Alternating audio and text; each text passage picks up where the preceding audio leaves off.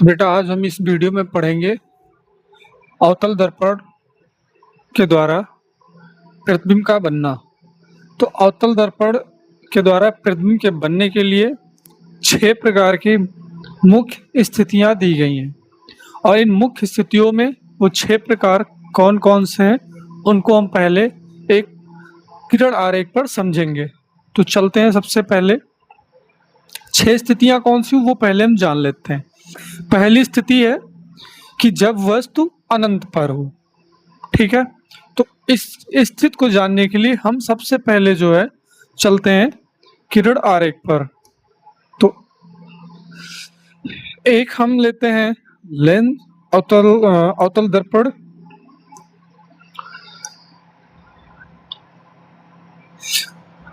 अवतल दर्पण में पीछे वीडियो में बताया गया होगा कि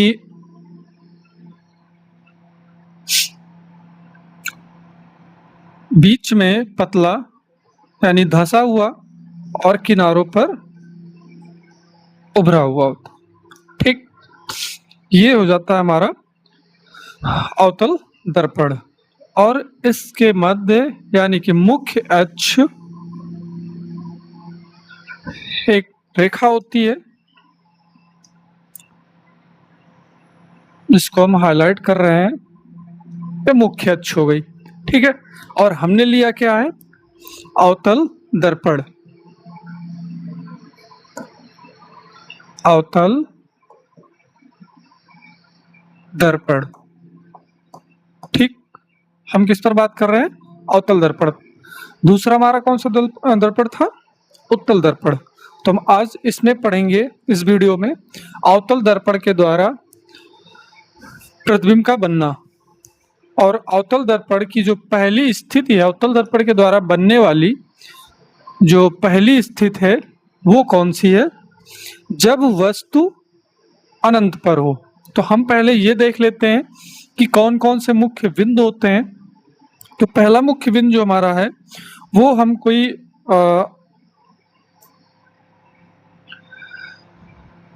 ये लेते हैं जिसको हम बोलते हैं पोल, यानी इसको हम दर्शाते हैं पी से।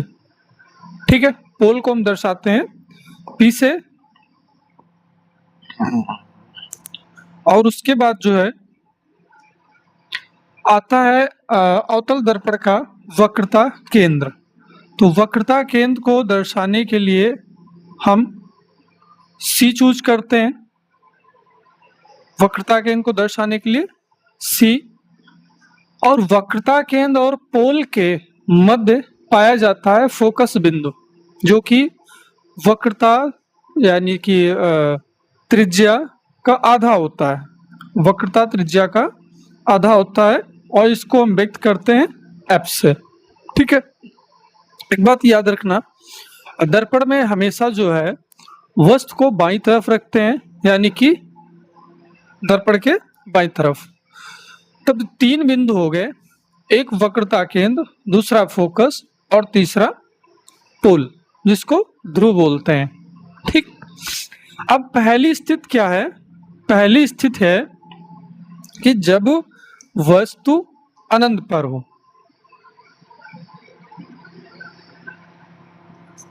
जब वस्तु अनंत पर, कहां पर है, अनंत पर। ठीक, ये पहली स्थिति। हमें वस्तु दिख नहीं रही है, यानी वक्रता केंद्र के बाद में वो कहीं पर भी रखी है। तो उस वस्तु की आने वाली प्रकाश किरण को हम बेटा डॉट डॉट से दिखा सकते हैं। ठीक है, यानी आने वाली आपतित किरण मुख्य अक्ष के समांतर। ठीक, हाँ, इसको कहते हैं M1, और जो कि दर्पण का द्वारक है। क्या है, ये इतना भाग कहलाता है दर्पण का द्वारक। ठीक है, दर्पण का द्वारक कहलाता है। अब उसके बाद दूसरी मुख्य अक्ष के समांतर जाने वाली प्रकाश किरण, हम इसका नाम देते हैं M और एन। ये दोनों किरणें आपतित किरणें कहलाती हैं, जो वस्तु अनंत पर रखी है और उस वस्तु से आने वाली मुख्य अक्ष के समांतर किरणें दर्पण से टकराने के बाद परावर्तित हो जाती हैं। क्या हो जाती है बेटा? परावर्तित हो जाती हैं। तो परावर्तित किरणें जो होती हैं वो फोकस से होकर गुजरती हैं। कहाँ से? फोकस से होकर गुजरती हैं। ठीक, इनको हम बोलेंगे परावर्तित किरणें। क्या बोलेंगे? परावर्तित किरणें। अब जहां पर परावर्तित किरणें, दोनों परावर्तित किरणें जिस स्थान पर एक दूसरे को काटती हैं वही हमारा प्रतिबिंब बनता है। क्या बनता है? प्रतिबिंब बनता है। ठीक, प्रतिबिंब होगा कैसे? प्रतिबिंब की स्थितियां क्या हैं? पहली चीज, प्रतिबिंब होगा मुख्य अक्ष पर। प्रतिबिंब चित्र कैसा होगा? चित्र होगा वास्तविक। कैसा होगा? वास्तविक होगा, यानी प्रतिबिंब वास्तविक होगा और उल्टा होगा और फोकस पर होगा। कहाँ पर होगा बेटा? फोकस पर होगा। ठीक, प्रतिबिंब की स्थिति कैसी हुई? वास्तविक, उल्टा और फोकस पर। ठीक, तो ये पहली स्थिति है।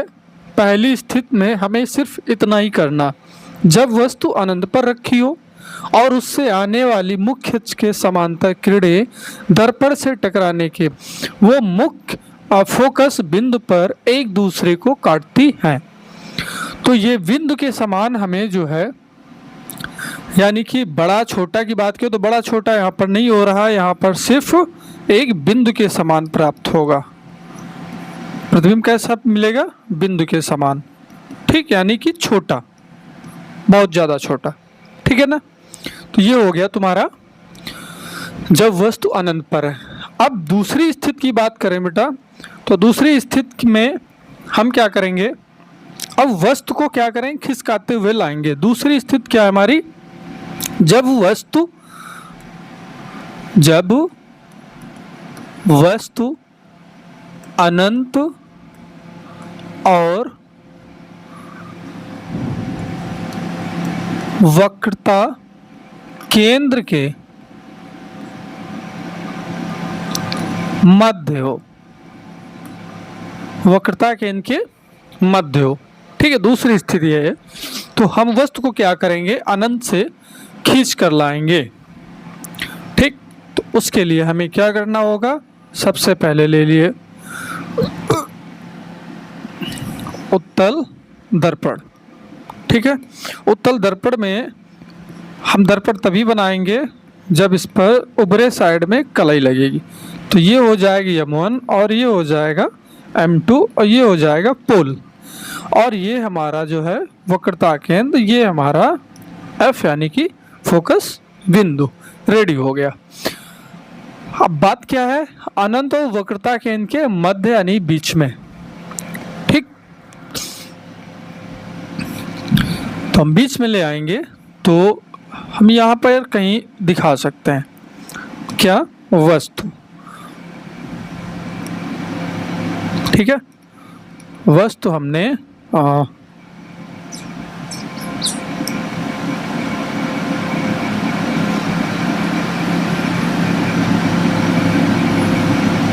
वस्तु को दिखाया किससे? ए और बी से। किससे दिखाया? ए और बी से।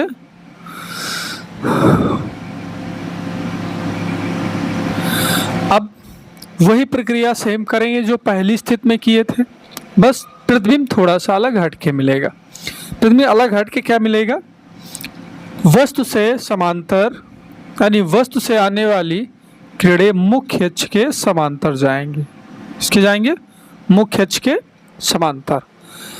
अब मुख्य अक्ष के समांतर गई थी तो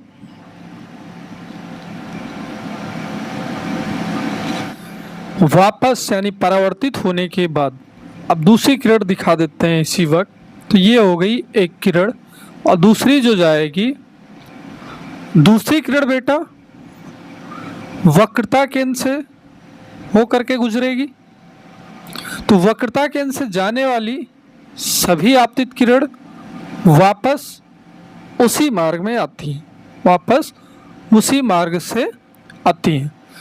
तो आपतित किरण जो ए और एम है, ये परावर्तन के बाद, किसके बाद?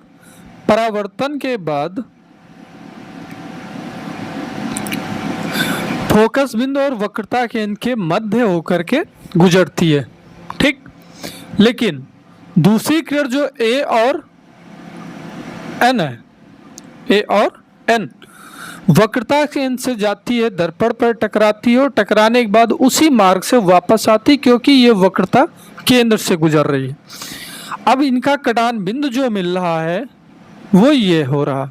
तो जो कटान बिंदु है ये हमारा बनेगा प्रतिबिंब। क्या बनेगा? प्रतिबिंब बनेगा, जिसको हम देंगे नाम ए डैश और बी डैश, ठीक है। ए डैश और बी डैश हमारा प्रतिबिंब प्राप्त हुआ। अब इसको देख करके प्रतिबिंब की स्थिति क्या है, तो पहला हो जाएगा, पहली चीज तो उल्टा बन रहा है। क्या बन रहा है? उल्टा बन रहा है। प्रतिबिंब कैसा बन रहा है? उल्टा बन रहा है। दूसरा, वस्तु से छोटा बन रहा है, वस्तु से छोटा बन रहा है। तीसरे की अगर बात करें तो वक्रता केंद्र और फोकस के मध्य बन रहा है, वक्रता केंद्र और फोकस के मध्य बन रहा है या बीच, ठीक है, फोकस के बीच बन रहा है। समझ गए? उल्टा हो गया, वस्तु से छोटा हो गया, फोकस और वक्रता केंद्र के बीच। नेक्स्ट पॉइंट जो आता है बेटा, ये हमारी हेडिंग यहीं पर कंप्लीट हो गई है। और जैसे इसको बनाते हैं हम लोग, जो किरण आरेख जैसे से बनाते जाते हैं, ठीक उसी प्रकार हम उसकी रचना भी कर देते हैं। और लास्ट में प्रतिबिंब जो हमें प्राप्त होता है उसको देख करके हम उसकी स्थिति बता देते हैं, ठीक। उल्टा होगा, छोटा होगा, वक्रता और फोकस के बीच में होगा, वक्रता केंद्र और फोकस के बीच में होगा, ठीक है। चलिए लिख लेते हैं, वक्रता केंद्र और फोकस के बीच होगा। अब तीसरी स्थिति जो आती है हमारी वो ये है कि जब वस्तु को, अभी हमने कहाँ रखा, देखो वस्तु को खींचकर कहाँ से लाए थे? अनंत से। कहाँ से? अनंत से, ठीक। अनंत से लेकर आए हैं,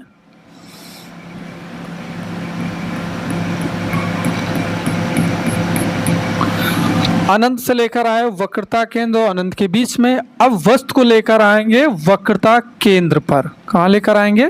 वक्रता केंद्र पर। M1 और M2 ये हो गया हमारा P पोल, और ये हमारा जो है हो जाता है F, और ये हमारा हो जाता है C, जिसको वक्रता केंद्र बोलते हैं। अब वस्तु पहली स्थिति में कहाँ थी? अनंत पर, पता ही नहीं था। दूसरी स्थिति कहाँ आई? वक्रता केंद्र और अनंत के बीच में। अब तीसरी स्थिति जो आ रही वो आ रही है हमारी वक्रता केंद्र, यानी वस्तु कहाँ पर होगी? वक्रता केंद्र पर होगी। कहाँ पर होगी बेटा? वक्रता केंद्र पर होगी, जिसको हम नाम क्या देते हैं? ए और बी, ए बी, ठीक।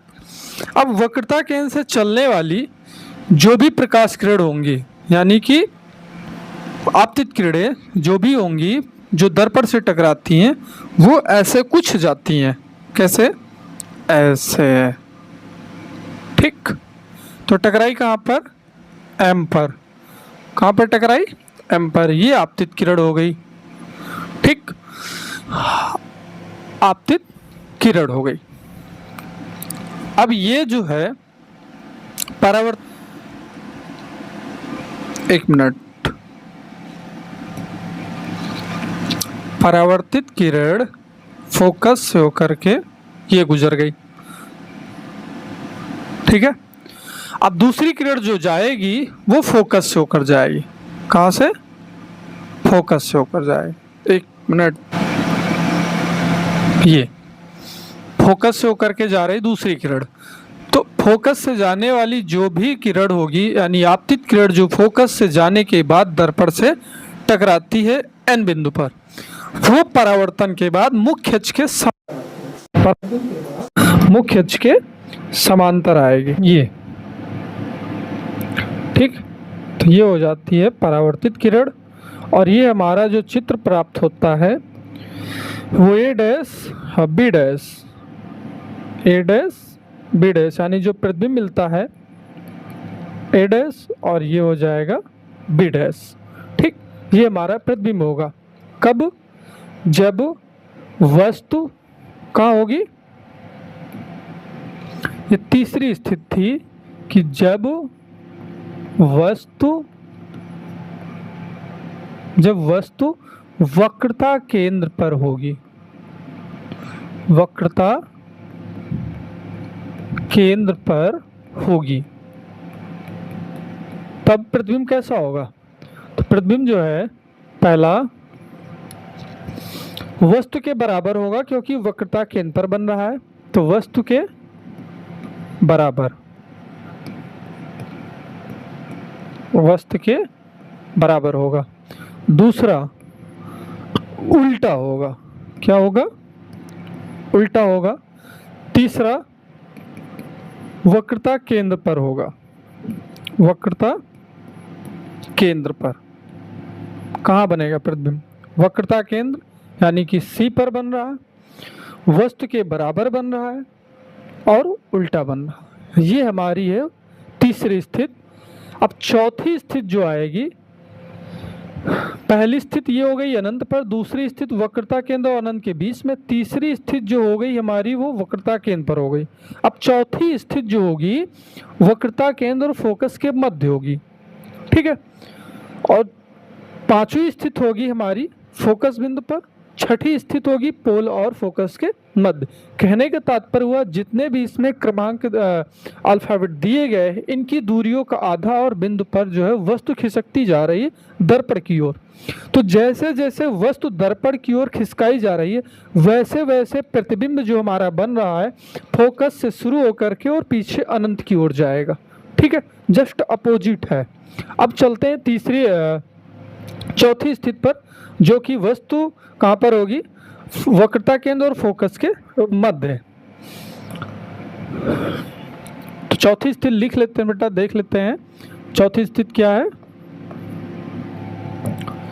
चौथी स्थिति है जब वस्तु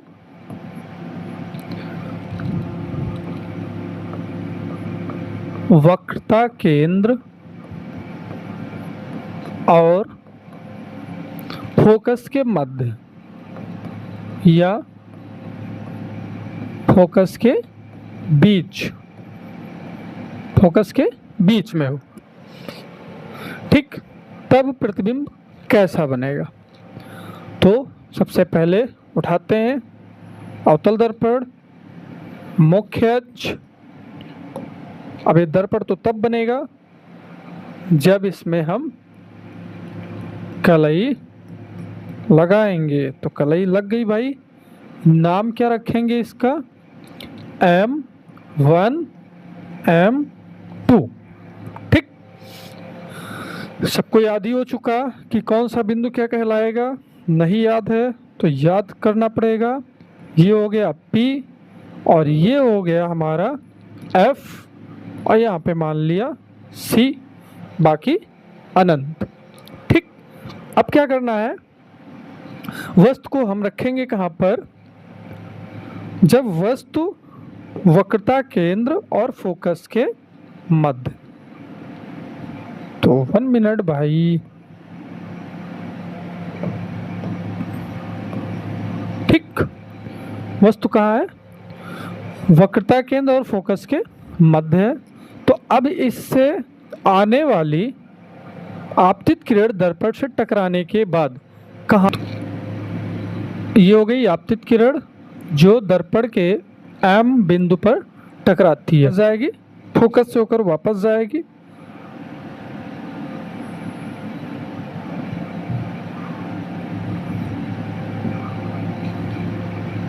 चलो फोकस मान लिया इसको, ठीक है, फोकस बिंदु मान लिया।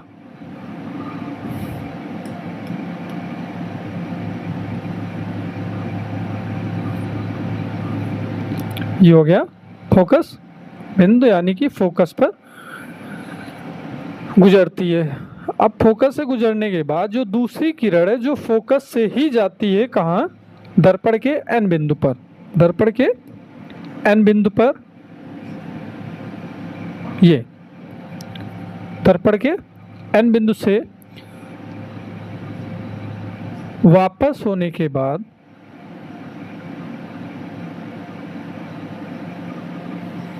ये जो है प्रतिबिंब प्राप्त होता है, ये ए बी, तो ये बी डैश और ये ए डैश, कौन सा, ए डैश। इसकी स्थिति कैसी होगी,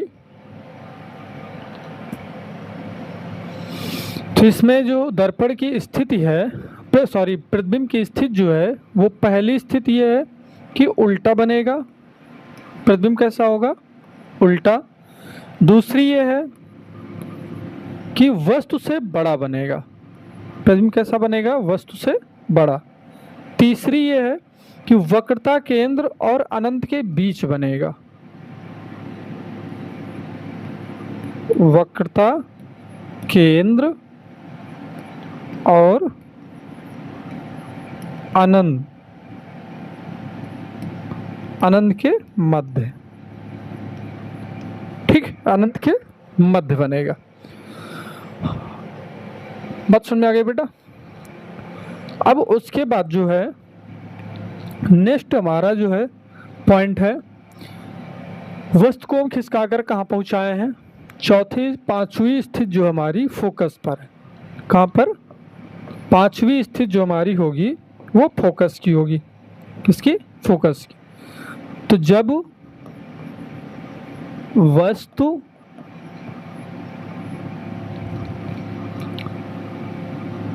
फोकस पर हो, जब वस्तु फोकस पर हो तो अवतल दर्पण द्वारा प्रतिबिंब कैसा बनेगा। तो अवतल दर्पण द्वारा प्रतिबिंब बनाते हैं भाई, देखा जाता है कैसे बनता है, ठीक। तो अवतल दर्पण तो इसको हम तभी कहेंगे जब इस पर, हाँ आगे तो समझ ही गए हो सब लोग भाई, नाम M1 M2 पोल, और ये हो गया हमारा फोकस, ये हो गया हमारा C, ठीक। अब वस्तु कहाँ पर है, फोकस पर है, तो वस्तु को हम रख देते हैं फोकस पर, और फोकस पर रखी वस्तु का नाम है A और B, क्या है, A। अब इससे आने वाली प्रकाश किरण जो आपतित होने के बाद, ठीक है, यानी आपतित होने के बाद प्रकाश किरण जब दर्पण से M बिंदु पर टकराती है तो वापस वो कहाँ से गुजरेगी, फोकस से, कहाँ से गुजरेगी, फोकस से। दूसरी किरण जो है वो दर्पण के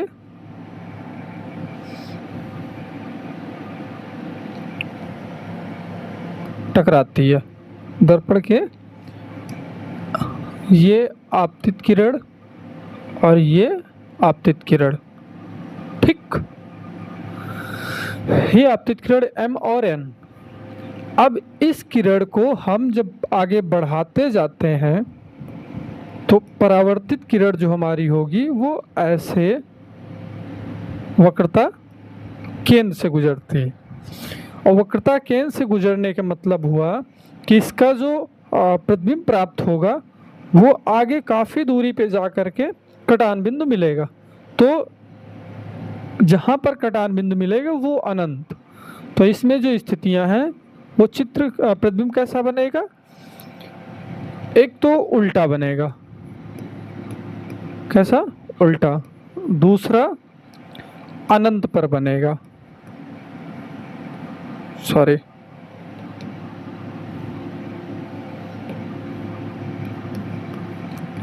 अनंत पर। कैसा बनेगा? अनंत। और कैसा? सी वास्तविक बनेगा, वस्तु से बड़ा बनेगा, वस्तु से बड़ा बनेगा और इसका कटान बिन अनंत पर जाए। ठीक है, तो ये हमारी जो है पांचवी स्थिति है। ठीक, अब छठी स्थिति जो है हमारी वो ये है कि जब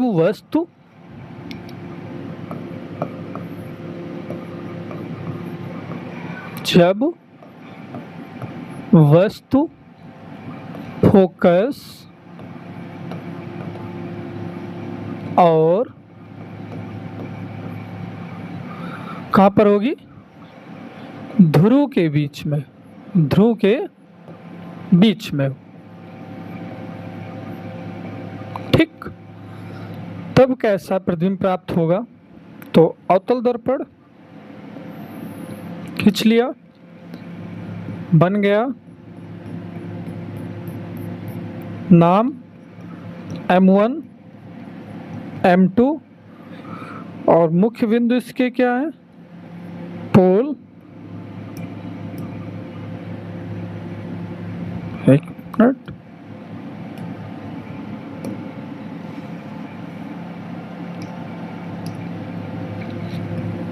पोल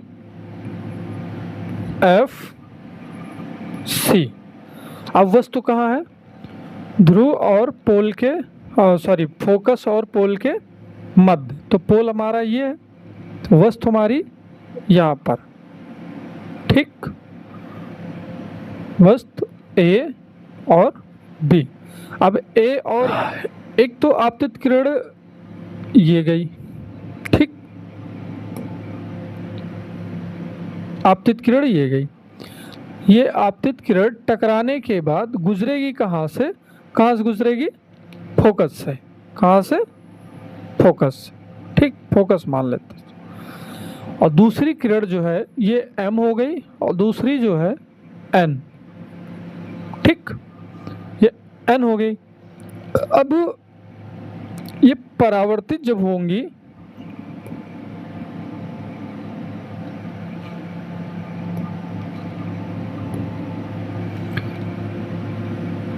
जब ये परावर्तित होंगी तो ये वक्रता केंद्र से जाएगी। कहाँ से? वक्रता केंद्र से, ऐसे। तो इनका कटान बिंदु कहीं मिलेगा ही नहीं, तो हम इसको क्या करेंगे? इसको डॉट डॉट करके पीछे बढ़ाएंगे, पीछे ऐसे बढ़ाएंगे और ये ऐसे बढ़ेगी। यहाँ कुछ प्राप्त होगा। यहाँ जब प्राप्त होगा तो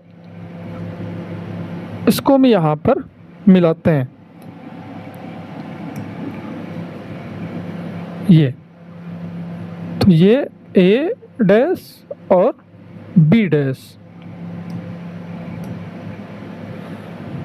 A डैश और B डैश प्राप्त होता है। तो इसमें अगर चित्र की स्थिति देखें तो क्या मिल रही है? पहली स्थिति ये है कि आभासी होगा, चित्र क्या होगा? आभासी होगा। दूसरी स्थिति ये है सीधा बनेगा। तीसरा ये है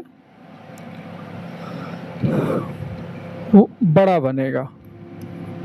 क्या बनेगा? बड़ा। और जो दर्पण के पीछे बनेगा, यानी कि डी जो पॉइंट है स्थित है वो दर्पण के पीछे, दर्पण के पीछे बनेगा। ठीक, ये 6 स्थितियां जो है तुम्हें देखने को मिली।